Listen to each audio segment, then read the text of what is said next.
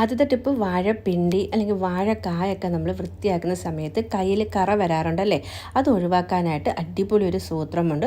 ഇതുപോലെ ഒരു പിഞ്ച് മഞ്ഞൾപ്പൊടി ഒരു പാത്രത്തിലേക്ക് എടുത്തിട്ട് കുറച്ച് വെളിച്ചെണ്ണ ഒഴിച്ച് ചാലിച്ച് നമ്മളിത് കട്ട് ചെയ്യുന്നതിന് മുമ്പ് നമ്മുടെ കയ്യിൽ തേച്ച് കൊടുക്കും. നമ്മുടെ കയ്യിൽ പിന്നെ കറ വരത്തേയില്ല. ഈ ഒരു ടിപ്പ് വാഴപ്പിണ്ടി വൃത്തിയാക്കുമ്പോൾ മാത്രമല്ല കേട്ടോ, കൂർക്ക വൃത്തിയാക്കുന്ന സമയത്ത് നമ്മുടെ കയ്യിലുണ്ടാകുന്ന കറ മാറ്റാനും അതുപോലെ തന്നെ ചേനയൊക്കെ അരിയുമ്പോൾ നമ്മുടെ കയ്യിൽ ചൊറിച്ചിലുണ്ടാവുമല്ലോ, അതൊക്കെ ഒഴിവാക്കാനായിട്ട് ഈ ഒരു ടിപ്പ് അടിപൊളിയാണ്. ഒരുപാട് മഞ്ഞളൊന്നും വേണ്ട കേട്ടോ, ഒരു പിഞ്ച് മതി. ഒത്തിരി എടുത്താൽ പിന്നെ നമ്മുടെ കയ്യിൽ മഞ്ഞക്കറയൊക്കെ പറ്റും. ഇതുപോലെ ഒരു പിഞ്ച് മഞ്ഞൾപ്പൊടിയിലേക്ക് കുറച്ച് വെളിച്ചെണ്ണ ചാലിച്ച് കയ്യിൽ തേച്ചിട്ട് കട്ട് ചെയ്ത് കൊടുത്താൽ മതി.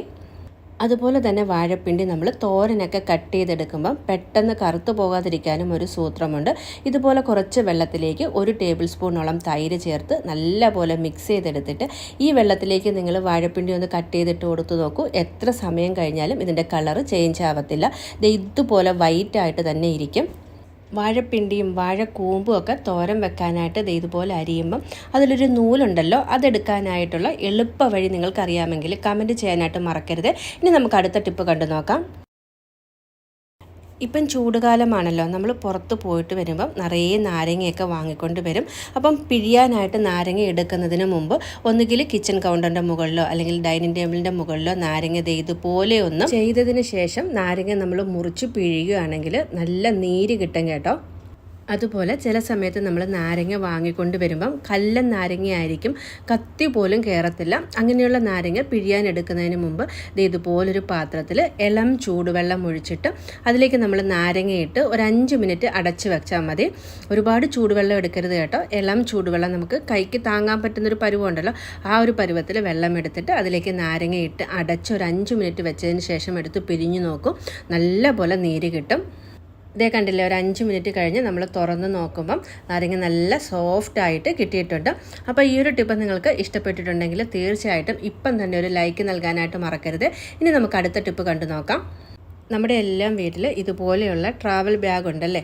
ഒരു പ്രാവശ്യം നമ്മൾ പുറത്ത് പോയിട്ട് കൊണ്ടുവന്നിട്ട് എവിടെ എടുത്തു വെച്ചാലും, ഈവൻ കബോർഡിലാണെങ്കിൽ കൂടി വീണ്ടും നമ്മൾ ഉപയോഗിക്കാൻ എടുക്കുന്ന സമയത്ത് നിറയെ പൊടിയും മാറാലയൊക്കെ പിടിച്ചിരിക്കും. പിന്നെ നമുക്ക് ക്ലീൻ ചെയ്തതിന് ശേഷമേ ഉപയോഗിക്കാനായിട്ട് പറ്റൂ. എന്നെപ്പോലെ ഡസ്റ്റ് അലർജിയൊക്കെ ഉള്ളവർക്ക് ഭയങ്കര ബുദ്ധിമുട്ടായിരിക്കും പിന്നെ അത് ക്ലീൻ ചെയ്തെടുക്കാനൊക്കെ ആയിട്ട്. അപ്പോൾ അത് ഇനി മുതൽ ട്രോളി ബാഗ് നമ്മൾ പുറത്ത് കൊണ്ടുപോയിട്ട് വന്നു കഴിഞ്ഞാൽ നമ്മൾ ഉപയോഗിക്കാത്തൊരു ബനിയൻ ഇതുപോലെ ബാഗിലിട്ട് കൊടുത്തിട്ട് എവിടെ എടുത്ത് വെച്ചാലും പൊടിയോ മാറാലയോ ഒന്നും പിടിക്കത്തില്ല. നമുക്ക് ആവശ്യമുള്ള സമയത്ത് ഈസി ആയിട്ട് എടുത്ത് ഉപയോഗിക്കാനും കഴിയും.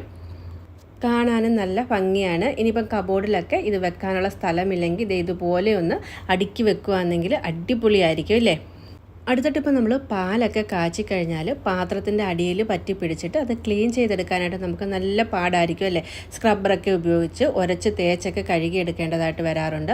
അപ്പോൾ ഇനി മുതൽ പാല് കാച്ചുന്നതിന് മുമ്പ് പാത്രത്തിലേക്ക് കുറച്ച് വെള്ളം ഒഴിച്ച് കൊടുത്തിട്ട്, ഞാനിപ്പം 1/4 ഗ്ലാസ്സിന് താഴെ മാത്രമേ വെള്ളം എടുത്തിട്ടുള്ളൂ കേട്ടോ, അതിലേക്ക് ഇനി നമ്മൾ പാലൊഴിച്ചിട്ടൊന്ന് കാച്ചി നോക്കും. പാല് പാത്രത്തിനടിയിൽ പിടിക്കത്തേയില്ല.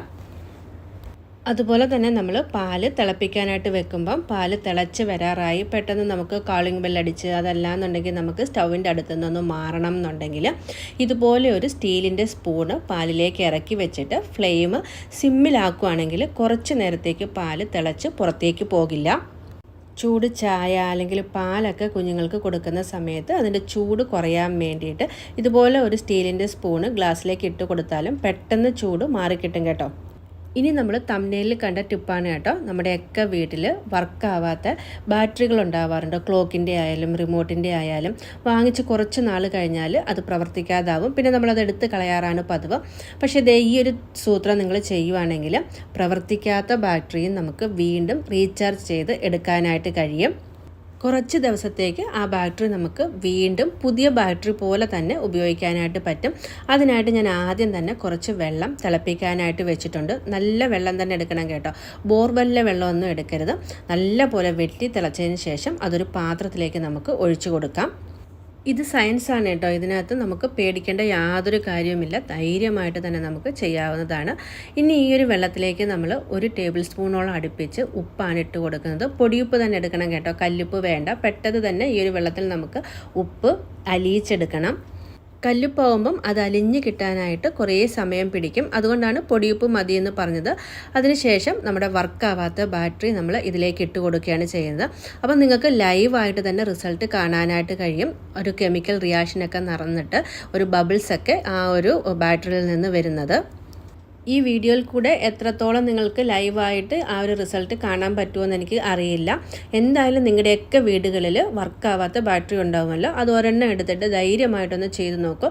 എന്നിട്ട് നിങ്ങളത് വീണ്ടും ഞാൻ പറയുന്നത് പോലെ ആ ഒരു റിമോട്ടിലോ അല്ലെങ്കിൽ ക്ലോക്കിലോ ഒക്കെ ഒന്ന് ഇട്ട് നോക്കുവാണെങ്കിൽ വർക്കാവുന്നത് നിങ്ങൾക്ക് ലൈവായിട്ട് തന്നെ കാണാൻ പറ്റും. നമ്മളെടുത്ത ചൂടുവെള്ളം നല്ല പോലെ തണുക്കുന്നത് വരെ ഈ ബാറ്ററി അതിനുള്ളിൽ ഇട്ട് വെക്കുകയാണ് കേട്ടോ ചെയ്യുന്നത്. അതിന് ശേഷമാണ് നമ്മളിതെടുത്ത് വെള്ളത്തിൻ്റെ നനവില്ലാത്ത രീതിയിൽ തുടച്ചെടുക്കുന്നത്. കുറച്ച് സമയം കഴിയുമ്പം നമ്മൾ ഇട്ട് കൊടുത്തിരിക്കുന്ന ഉപ്പ് വെള്ളത്തിൻ്റെ കളർ മാറി വരുന്നുണ്ട്. ഇതേ കണ്ടില്ലേ, നല്ല പോലെ കെമിക്കൽ റിയാക്ഷനൊക്കെ നടന്നിട്ട് ബബിൾസൊക്കെ വരുന്നുണ്ട്. ഇനി ഇത് തണുത്തതിന് ശേഷം നമുക്ക് എടുത്ത് നല്ലപോലെ തുടച്ചെടുക്കാം. ഒട്ടും തന്നെ വെള്ളത്തിൻ്റെ നനവ് ഉണ്ടാവാൻ പാടില്ല. ആദ്യം ഞാനൊരു കോട്ടൻ്റെ ടവൽ വെച്ച് നല്ലതുപോലെ തുടച്ചതിന് ശേഷം ടിഷ്യൂ പേപ്പറും കൂടെ ഉപയോഗിച്ച് തുടച്ച് ഒട്ടും തന്നെ വെള്ളത്തിൻ്റെ നനവില്ല എന്ന് ഉറപ്പ് വരുത്തിയതിന് ശേഷം മാത്രമാണ് കേട്ടോ ക്ലോക്കിലേക്ക് ഇട്ട് കൊടുക്കുന്നത്. നമ്മൾ ആദ്യം കാണുമ്പോൾ ക്ലോക്കിലിട്ടിരുന്ന ഈ ബാറ്ററി ഒട്ടും തന്നെ വർക്കാവുന്നുണ്ടായിരുന്നില്ല. ഇനി ഇതുപോലെ നമ്മൾ ചെയ്തതിന് ശേഷം ഞാൻ ക്ലോക്കിലേക്ക് ഇട്ട് നിങ്ങൾക്ക് കാണിച്ചു തരാം. അപ്പോൾ ആ ഒരു ക്ലോക്ക് വർക്ക് ചെയ്യുന്നത് നിങ്ങൾക്ക് ഈ ഒരു വീഡിയോയിലൂടെ ലൈവായിട്ട് തന്നെ കാണാൻ പറ്റും. ഇതേ കണ്ടില്ലേ, ചാർജ് ഇല്ലാണ്ട് നമ്മൾ എടുത്ത് കളയാനായിട്ട് വെച്ചിരുന്ന ബാറ്ററിയാണ് വീണ്ടും നമ്മൾ റീചാർജ് ചെയ്ത് എടുത്തിരിക്കുന്നത്. കുറേ ദിവസത്തേക്ക് നമുക്ക് ഇത് പുതിയ ഒരു ബാറ്ററി പോലെ തന്നെ ഉപയോഗിക്കാനായിട്ട് പറ്റും. അപ്പോൾ ഇന്നത്തെ നമ്മുടെ വീഡിയോയിൽ കാണിച്ച ടിപ്പുകളൊക്കെ തന്നെ നിങ്ങൾക്ക് ഇഷ്ടപ്പെട്ടു എന്നാണ് ഞാൻ കരുതുന്നത്. ഇഷ്ടപ്പെട്ടെങ്കിൽ സപ്പോർട്ട് ചെയ്യാനായിട്ട് മറക്കരുതേ. മാത്രമല്ല ഇന്നത്തെ ടിപ്പുകളിൽ നിങ്ങൾക്ക് ഏറ്റവും ഇഷ്ടപ്പെട്ട ടിപ്പ് ഏതാണെന്ന് കൂടി കമൻറ്റ് ചെയ്യണേ. നമ്മുടെ ചാനൽ ആദ്യമായിട്ട് കാണുന്ന കൂട്ടുകാരുണ്ടെങ്കിൽ പ്ലീസ് ഒന്ന് സബ്സ്ക്രൈബ് ചെയ്യാനും തൊട്ടടുത്ത് കാണുന്ന ബെല്ലൈക്കൻ എനേബിൾ ചെയ്യാനും മറക്കില്ലല്ലോ. കൂടാതെ ഈ ഒരു വീഡിയോ നിങ്ങളുടെ ഫ്രണ്ട്സിനും ഫാമിലിക്കും ഒക്കെ ഒന്ന് ഷെയർ ചെയ്ത് കൊടുത്തോളൂ. വീണ്ടും ഇത്തരത്തിലുള്ള നല്ല വീഡിയോയിൽ കാണാം. അതുവരേക്കും ബൈ ബൈ.